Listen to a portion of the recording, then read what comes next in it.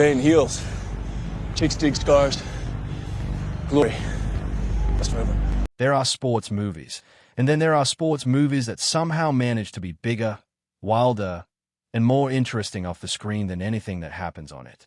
The Replacements, released in the summer of the year 2000, falls squarely into that second category. On the surface, it looks like a breezy, feel-good football comedy about a bunch of lovable misfits getting one last shot at glory. And it is that. But peel back the layers of shoulder pads and sideline banter, and what you find underneath is a production story filled with sacrifice, real athletic sweat, league-level controversy, legendary Hollywood egos set aside for the good of the film, and a whole lot of genuine football being played by people who actually knew how to play it. The movie stars Keanu Reeves as Shane Falco, a washed-up quarterback haunted by one catastrophic college game, who gets a second chance when the fictional Washington Sentinels bring in replacement players during a professional football strike. Gene Hackman plays the gruff but warm-hearted coach Jimmy McGinty, who recruits Falco and a rotating cast of total outsiders, a sumo wrestler, a Welsh soccer player, a SWAT officer, a deaf wide receiver, and tries to mold them into something resembling a football team. It is funny, it is heartfelt, and it holds up remarkably well more than 2 decades after its release. But the story behind the story, that's what we're here for today. So buckle up, because here are 15 insane facts you never knew about The Replacements. When Keanu Reeves signed on to play Shane Falco, he made an immediate decision that would define not only his performance but also the tone of the entire film. He was going to train like an actual quarterback, not like a movie star pretending to be one. This wasn't a vanity project or a quick crash course for the sake of a few press quotes. Reeves threw himself into a full, legitimate pre-production football training camp that lasted several weeks before a single frame of the movie was shot. Working with a former professional quarterback and a college-level coach, Reeves went through the kind of daily grind that prospect preparing for NFL tryouts would recognize immediately. He wasn't just learning how to hold a football convincingly for the camera. He was learning footwork, 3-step drops, 5-step drops, 7-step drops, the kind of choreography that a real quarterback executes without thinking, because it has been drilled into their muscle memory over thousands of repetitions. He studied how to read defensive formations pre-snap.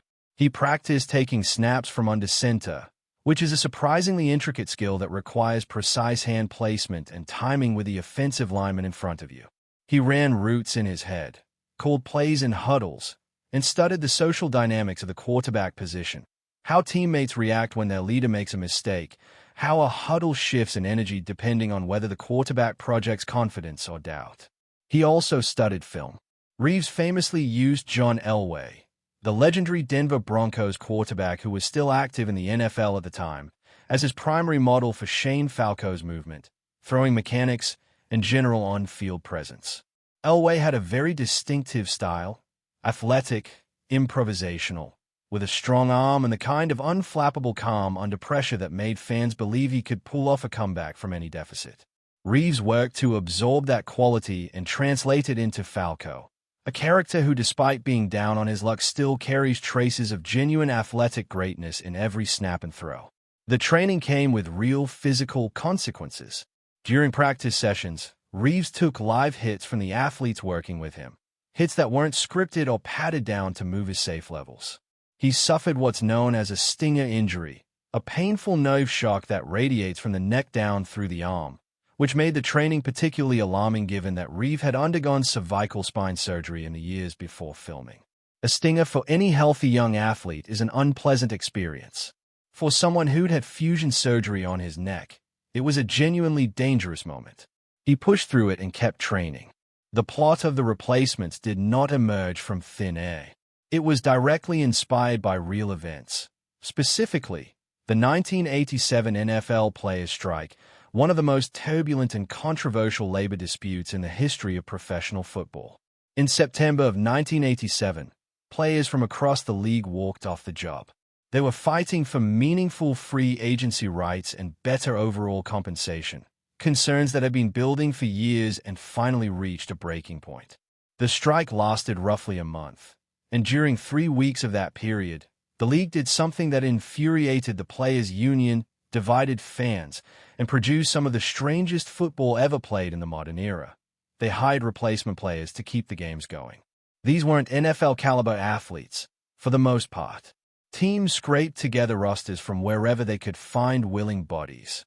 Semi-professional players, athletes who had been cut from NFL rosters in recent years, a few players who crossed the picket line from the regular rosters, and even some players who had been out of competitive football for years were suddenly suiting up for real NFL games. The quality of play was wildly uneven. Crowds were thin in some stadiums. The whole enterprise felt surreal to everyone involved. And yet something remarkable happened. It worked, at least by the measure of results on the field. The Washington Redskins, the team that would most directly inspire the fictional Washington Sentinels of the movie, won all 3 of their replacement games. Their replacement squad played with genuine heart and cohesion, and the momentum carried into the rest of the season when the regular players returned.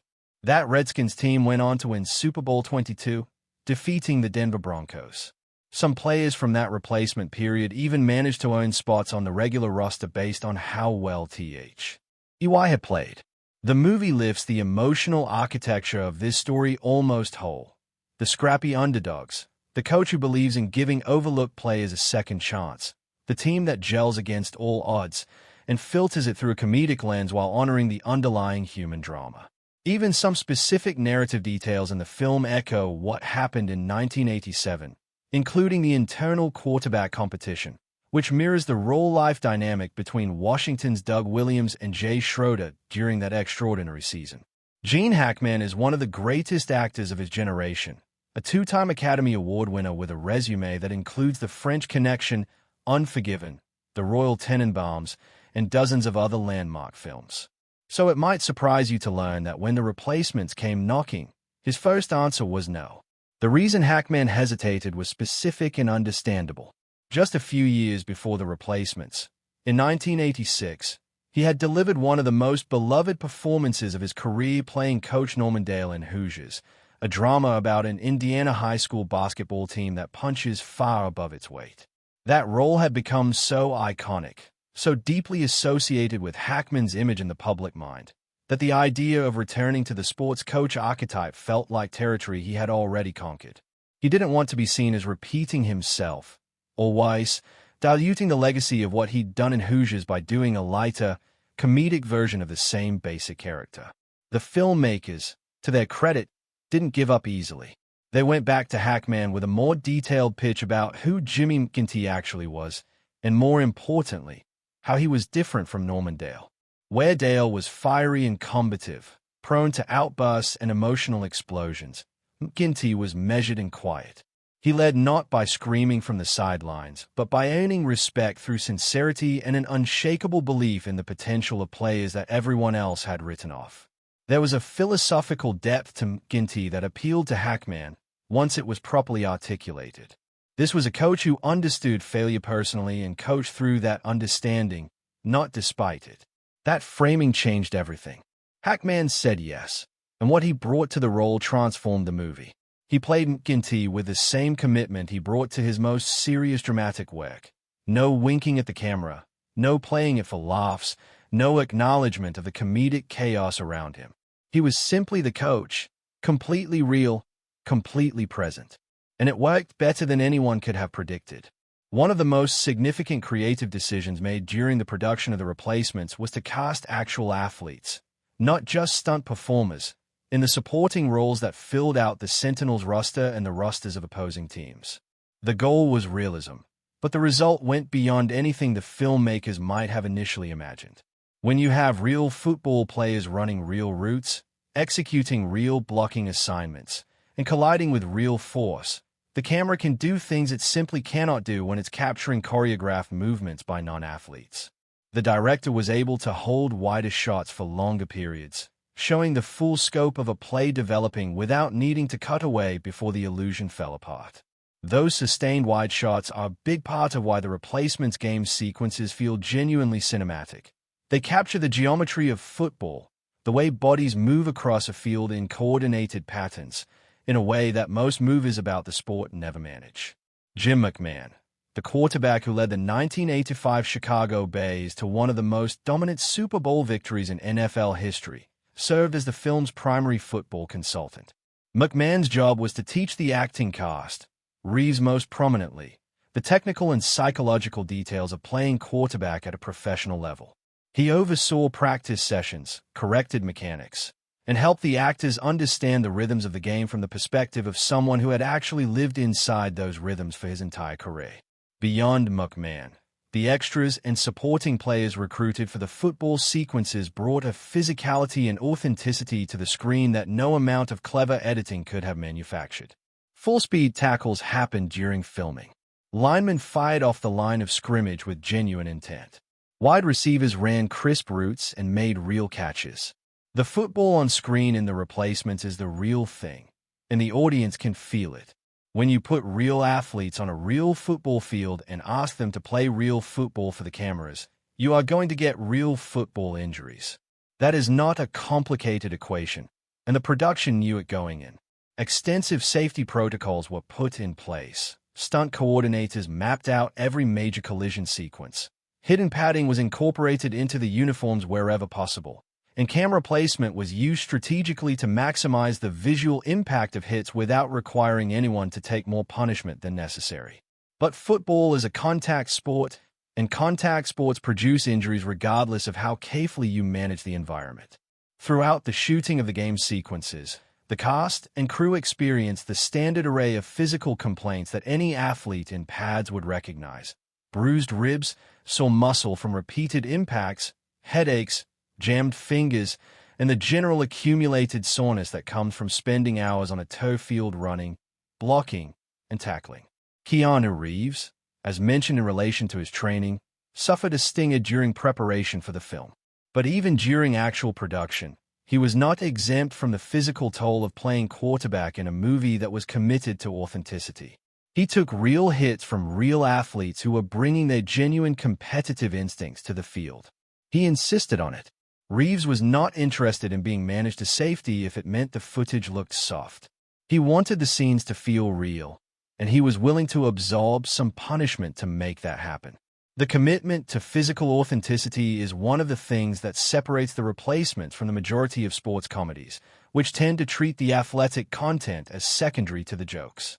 One of the most memorable sequences in The Replacements, the raucous, chaotic bar scene in which the replacement players encounter the cheerleaders and things go gloriously off the rails, was not part of the film's original script. It was written in during the development and revision process, and its inclusion fundamentally changed the texture of the movie. The scene works for multiple reasons. On the surface, it is simply very funny. The collision of the rough, unconventional, vaguely feral replacement players with the polished world of professional cheerleading creates an immediate and irresistible comic friction. But underneath the comedy, the scene does something important for the film's larger narrative. It establishes who these players are away from the field. It shows their camaraderie, their humor, their willingness to make fools of themselves, and most importantly, their shared sense of being outsiders who don't quite fit into the glamorous world of professional sports. These are men who belong to the fringes, and the bar scene crystallizes that identity in a way that 3 pages of dialogue never could. Screenwriter Vince McEwen went through numerous drafts in the development process, and the evolution of the script was largely about finding ways to reveal character through action rather than exposition. The bar scene, the jail dance sequence, the locker room moments, all of these grew out of a creative philosophy that the replacement players should be defined not just by how they perform on the field, but by how they inhabit the entire world of professional football, including all the parts that happen off the clock. The cheerleader scene was the most successful expression of that philosophy, and it remains one of the film's most quotable and rewatchable passages.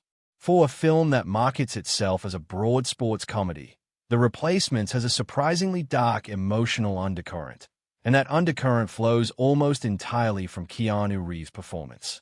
Reeves made a deliberate, considered choice to play Shane Falco not as a comic protagonist, but as a genuinely damaged man. Someone who has been defined by a single catastrophic failure and who carries that failure with him like a physical weight. The backstory that the film establishes for Falco is economical but effective. He played one disastrous game in college, a bowl game in which the entire season's promise collapsed under circumstances that left a permanent mark on his confidence and his reputation. Since then, he has been living